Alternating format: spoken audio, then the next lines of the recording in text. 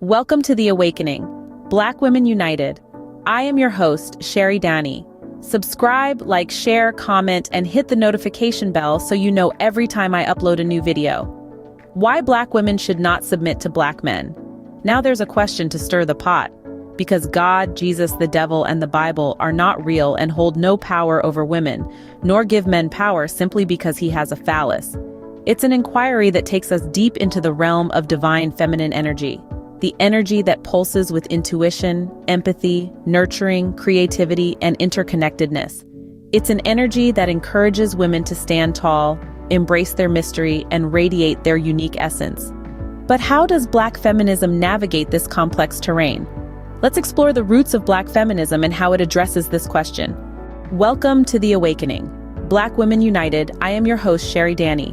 Subscribe, like, share, comment, and hit the notification bell so you know every time I upload a new video. Why Black women should not submit to Black men. Now there's a question to stir the pot. Because God, Jesus, the devil, and the Bible are not real and hold no power over women, nor give men power simply because he has a phallus. Dive deep into the roots of Black feminism, a concept forged in the fires of intersectionality. Born out of the unique experiences of African American women, Black feminism arose as a response to the intersectionality of racism and sexism. It acknowledges the additional marginalization faced by Black women due to their social identity and the combined effects of racial and gender discrimination. The philosophy of Black feminism asserts the inherent value of Black women. It posits their liberation as a necessity, not as an adjunct to somebody else's, but because of their need as human beings for autonomy. This thought process is deeply rooted in the belief that discrimination based on race, gender, and class are all aspects of the same system of hierarchy. Renowned Black feminist Bell Hooks describes this system as the imperialist, white supremacist, capitalist patriarchy. These forms of discrimination are interdependent and combine to create a unique experience that is more than just racism and sexism independently. Legal scholar Kimberly Crenshaw coined the term intersectionality in 1989 to illustrate this phenomenon.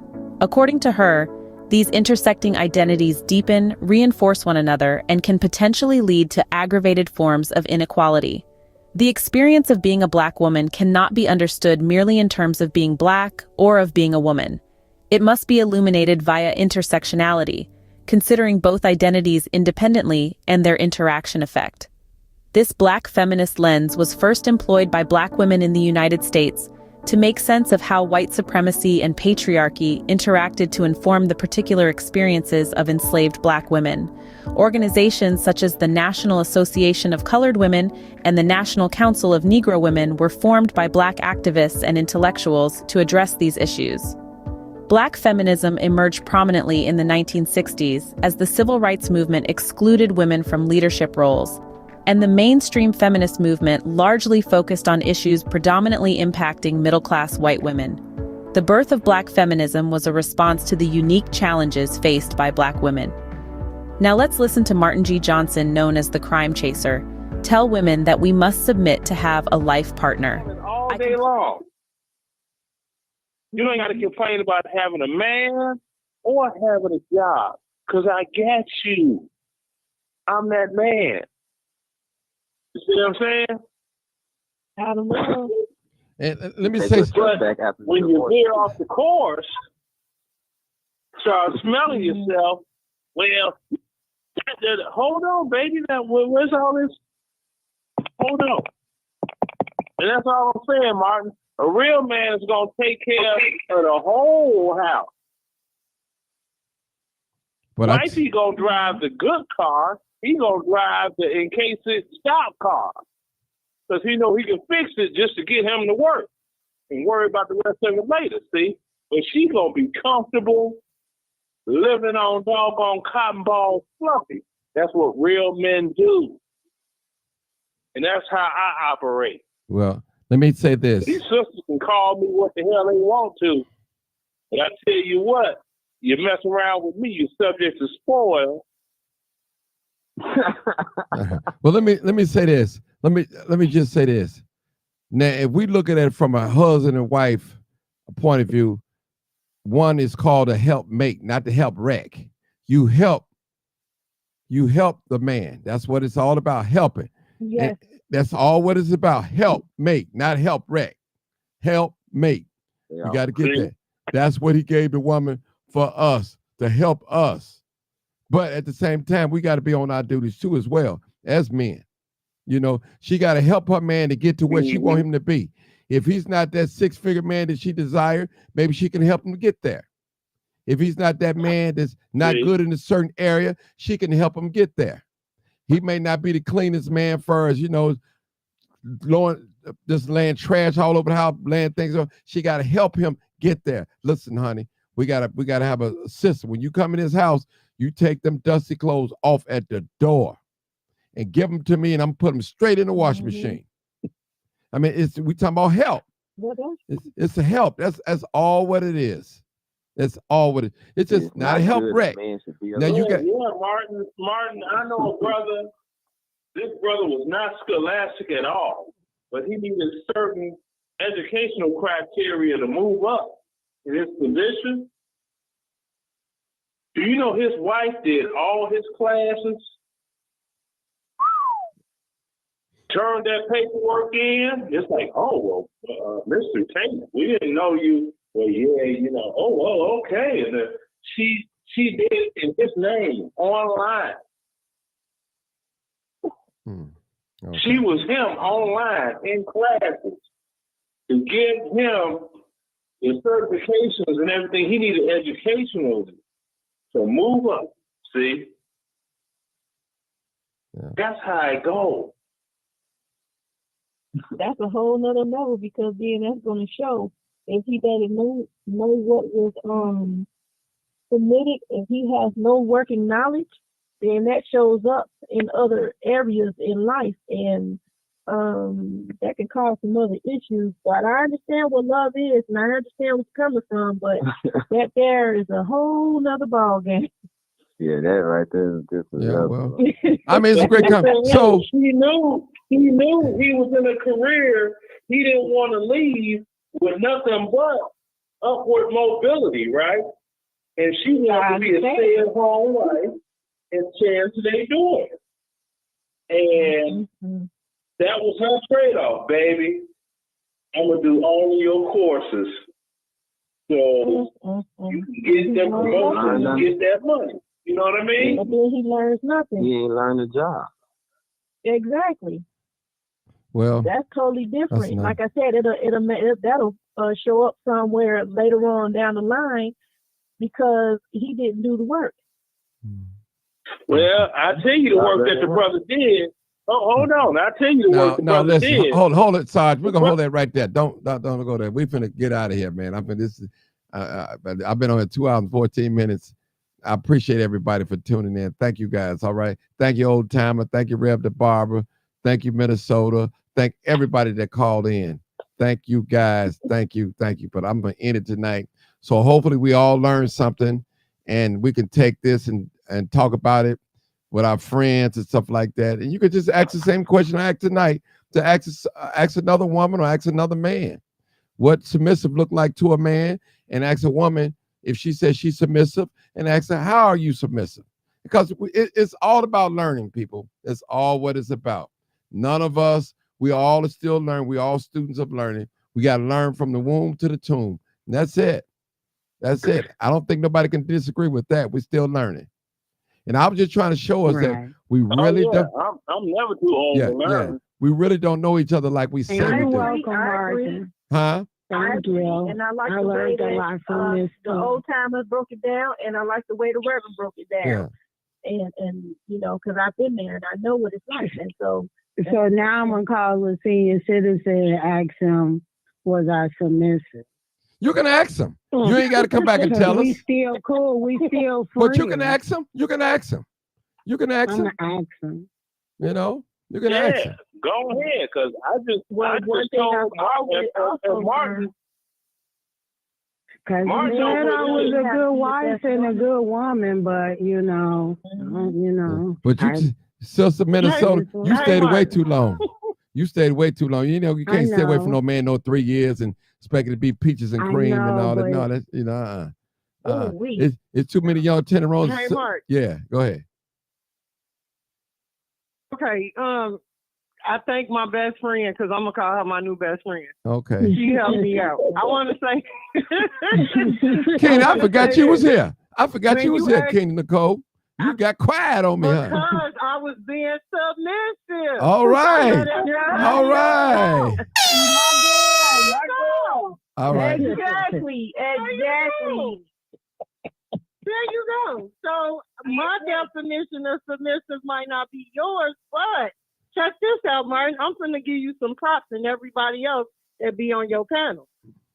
In the beginning, was I submissive? Absolutely not. Have I listened to you and you convicted me? You didn't even know. You didn't even know you did that. And I'm like, whoa, I got to do a self-reflection. And I turned that thing around. You understand what I'm saying? So, I mean, I might be a little long-winded, but I'm like, Martin, let me tell you. You like, no. I'm like, Martin, let me tell you. You like, no. Martin, you helped me to be submissive to my husband. You ain't even know that. No, well, Look at that. I'm just, listen, we learning. I'm learning too. But see, I want us to, listen, Yes. I want us to learn from each other. And see, sometimes the scripture, old timer, both preachers on here, the Bible said there's a way that seemeth right unto a man, but the end thereof are the ways of death. So a lot of times we all think we right doing certain things, but we really not right until somebody come along and shine that light on us and show us, hey, sister, hey, brother, you got this wrong. You know, I remember a preacher. That's exactly what happened to me. Yeah. Largely focused on issues predominantly impacting middle-class white women. The birth of Black feminism was a response to the unique challenges faced by Black women. Now let's listen to Martin G. Johnson, known as the crime chaser, tell women that we must submit to have a life partner. I completely disagree with Martin G. Johnson because I know that submission is slavery. Neither should submit, and you do not need submission for two healed and healthy adults to have functional and loving relationship. From the shadows of exclusion, Black feminism rose to prominence. It was in the turbulent 1960s, when the civil rights movement was at its peak, that Black feminism began to take shape. Yet it was a time when women were largely excluded from leadership positions within the movement. The mainstream feminist movement, on the other hand, primarily focused on issues that predominantly affected middle-class white women. This glaring exclusion and lack of representation led to the birth and rise of Black feminism. In the 1970s and 1980s, Black feminists began to form groups that addressed the unique role of Black women within the Black nationalist movement, the gay liberation movement, and second-wave feminism. These organizations boldly challenged the status quo, highlighting the intersectionality of race, gender, and class discrimination. They sought to bring to light the unique experiences and struggles of Black women, which were often overlooked or marginalized by mainstream feminism. Prominent among these organizations were the National Association of Colored Women and the National Council of Negro Women. These groups played a pivotal role in the rise of Black feminism, advocating for the rights and recognition of Black women within society and within the broader feminist movement. Their efforts were instrumental in carving out a space for Black women, a space where their voices could be heard and their experiences acknowledged. Yet, the journey was not easy. The struggle for recognition and equality was met with resistance, both from within the Black community and from the broader society. But Black feminists were undeterred. They persisted, driven by the belief that their liberation was not just an adjunct to someone else's, but a necessity for their autonomy and inherent value as human beings. This belief, this unwavering commitment to the liberation of Black women, is what fueled the rise of Black feminism. It is what inspired Black women to challenge the imperialist, white supremacist, capitalist patriarchy, as termed by renowned Black feminist bell hooks, and to fight for their rights and recognition. Black feminism carved a space for Black women in the broader feminist movement and society. It brought to light the unique struggles of Black women, and it continues to challenge and reshape societal norms and expectations. It is a testament to the resilience, strength, and determination of Black women, and a beacon of hope for future generations. Welcome to The Awakening, Black Women United. I am your host, Sherry Donnie. Subscribe, like, share, comment, and hit the notification bell so you know every time I upload a new video. Why Black women should not submit to Black men. Now there's a question to stir the pot, because God, Jesus, the devil, and the Bible are not real and hold no power over women, nor give men power simply because he has a phallus. Fast forward to the 21st century, Black feminism has evolved and adapted. It's no longer an underground movement, but a global force that's challenging the societal structures of power. It's a beacon illuminating the intersectionality of racism, sexism, and classism, and advocating for the rights and autonomy of Black women. Today, Black feminism is making waves on social media platforms, amplifying voices that have long been marginalized. It's a space where activists and advocates alike can share their stories, experiences, and perspectives, influencing a new generation of feminists. It's also challenging the narrative of white feminism, which often overlooks the unique challenges faced by women of color. The tag white feminist has emerged to critique those who fail to acknowledge the intersectionality of race, gender, and class. Moreover, Black feminism has left its mark on popular culture. Celebrities like Beyoncé and Serena Williams are using their platforms to advocate for Black women's rights and autonomy, bringing Black feminism into the mainstream conversation. The movement is backed by leading academics such as Bell Hooks, Kimberly Crenshaw, Angela Davis, and Patricia Hill Collins, whose work continues to shape the discourse on Black feminism. Their research and writings provide the theoretical foundation for the movement, ensuring its longevity and relevance. Black feminism today is a powerful force challenging the structures of power and advocating for the rights and autonomy of Black women. Now let's listen to a brave Black mother who recently lost her daughter in a drone attack in Jordan. Now that we've Today, President Biden made it clear he holds Iran responsible for the drone attack that killed 3 U.S. soldiers at a base in Jordan. Yes.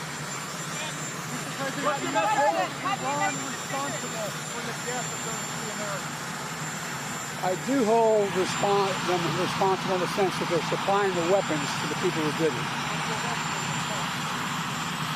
We'll have that discussion. Along with the soldier deaths, more than 40 other service members were injured following an uncrewed aerial system attack at a military base near the Syrian border. Officials say U.S. forces may have mistaken an enemy drone for an American one, letting it pass unchallenged into the desert base. The 3 soldiers killed are Sergeant William Rivers, Specialist Kennedy Sanders, and Specialist Breonna Moffett, all from Georgia. Late today, the U.S. Army Reserve announced the posthumous promotion of Specialist Kennedy Sanders and Specialist Breonna Moffett to the rank of sergeant in recognition of their exceptional courage, dedication, and leadership. Joining me now are Francine and Purcell Moffett, the parents of Sergeant Breonna Moffett. Francine and Purcell Moffett, thank you both for being here, and my deepest condolences and condolences on behalf of the show. I want to start. Of course. Let me start with you, Francine. So I know from my producer looking at your background that you actually were the first woman in your family to join the United States military. You served as well, and your daughter was the second. Tell us about your daughter and what inspired her, other than yourself, to serve. You know, she's always had her own opinion, and she's just always an amazing person. You know, she was in the ROTC in high school, and her mentors was, you know, Sergeant Jefferson and Colonel Bastide, and she always looked up to them too as well, as, you know, mentor, and wanted to inspire to go into the military as well, with them being her mentor. And what was her dream, her goal long term? Well, she, after this tour, she wanted to do one more re-enlistment so she could become sergeant. And then her long term, she was wanted to do medical. She wanted to go into the medical field, and she also wanted to do real estate part-time. Yeah. And Dad, Mr. Purcell, can you tell us something that you would want the world to know about your daughter? That she was a great person. Great person. She was kind. She loved music. She really loved music. That's why I would want people to know that she loved music. She really liked drums. Yeah. And I'll just ask you, Mrs. Moffett, in addition to that, I mean, there is this thing where, people like your daughter and the other two troops, they represent what the force is, brave young people, disproportionately Black and brown, who are serving their country, who love their service. And, what do you want people to understand about what drives these young people to do what they do? And because you did it as well. I did. And we want to see women in the military, because the one thing about me, I've never liked when people walk up to us, my husband and I, and they always just assume that it was my husband. Women can serve in the military too. We can have power just as much as men can have power. We can be just as strong as men. We can do the same thing. Yeah. And so just let them know that brown women, we're resilient. We can serve as well. We're all the same, period. Indeed. And we are all so proud of your daughter, of your family, of your service. And we're so sorry for your sacrifice. But thank you for your service, Mrs. Moffitt. Thank you both for being here tonight. And God bless you. And our condolences. Thank you so much. Thank you. Thank you. Autonomy of Black women. Today, Black feminism is making waves on social media platforms, amplifying voices that have long been marginalized. It's a space where activists and advocates alike can share their stories, experiences, and perspectives, influencing a new generation of feminists. It's also challenging the narrative of white feminism, which often overlooks the unique challenges faced by women of color. The tag white feminist has emerged to critique those who fail to acknowledge the intersectionality of race, gender, and class. Moreover, Black feminism has left its mark on popular culture. Celebrities like Beyoncé and Serena Williams are using their platforms to advocate for Black women's rights and autonomy, bringing Black feminism into the mainstream conversation. The movement is backed by leading academics such as Bell Hooks, Kimberly Crenshaw, Angela Davis, and Patricia Hill Collins, whose work continues to shape the discourse on Black feminism. Their research and writings provide the theoretical foundation for the movement, ensuring its longevity and relevance. Black feminism today is a powerful force challenging the structures of power and advocating for the rights and autonomy of Black women. Now let's listen to a brave Black mother who recently lost her daughter in a drone attack in Jordan. Now that we've explored the journey of Black feminism, what can you do? Well, the journey is just beginning. It's time to engage. Start by educating yourself even more about the rich history and principles of Black feminism. Read the works of Black feminist icons like Bell Hooks, Kimberly Crenshaw, Angela Davis, and Patricia Hill Collins. Seek out contemporary voices too. Support Black women in your community by amplifying their voices and advocating for their rights. Challenge the status quo by questioning societal norms that perpetuate racism, sexism, and classism. Use your platforms to spread awareness about Black feminism and its importance in challenging the interlocking systems of oppression. Engage in conversations, debates, and discussions. Listen, learn, and share. And most importantly, act. Because Black feminism is not a theoretical concept to be studied, it's a call to action. Remember, your voice matters. Use it to educate, advocate, and challenge the status quo. Black feminism is not just a philosophy, it's a call to action. This has been The Awakening, Black Women United. I am your host, Sherry Donnie. Subscribe, like, share, comment, and hit the notification bell so you know every time I upload a new video. Why Black women should not submit to Black men? Now there's a question to stir the pot, because God, Jesus, the devil, and the Bible are not real and hold no power over women nor give men power simply because he has a phallus.